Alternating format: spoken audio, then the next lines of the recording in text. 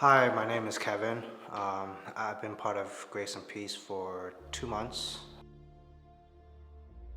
My life before Christ was very confusing. It was very painful. Um, for the most of my childhood, I was bullied because of my stuttering or my speech impediment. I was always considered the weakest link.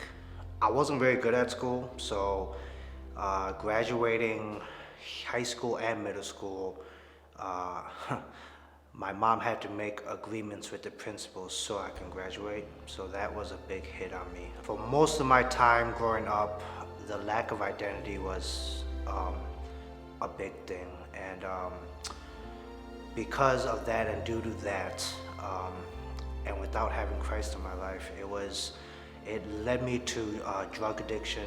It led me to leading myself to find my identity in gangs. At the age of 10, I found myself coming from Gurnee to the west side of Chicago as a child.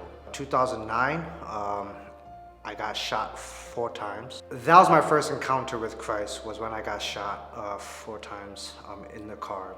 And at that moment I ignored it. And then again in 2016,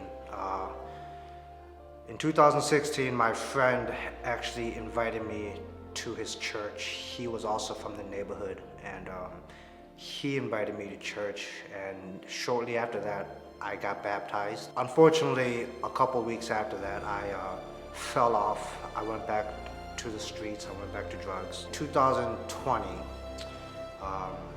that's when I really encountered the Lord. That's when I really committed to my walk with Him. He placed a beautiful wife within the first 72 hours. I literally stopped everything, cigarettes, drugs. He placed 2 good friends, and their names are Elijah and Phil, and he placed them. And as soon as after he placed them, he placed Grace and Peace. So he just set communities, and from then on, life was just peaceful. There's a lot of things that he disconnected me from. He's been changing a lot of things in my life, and just recently, this past Sunday, May 1st, Pastor John had called my wife and up to pray on stage, and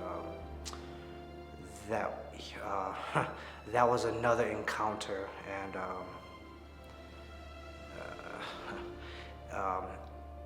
he had delivered me from my speech impediment after 30 years of torment, 30 years of bullying, 30 years of being mute.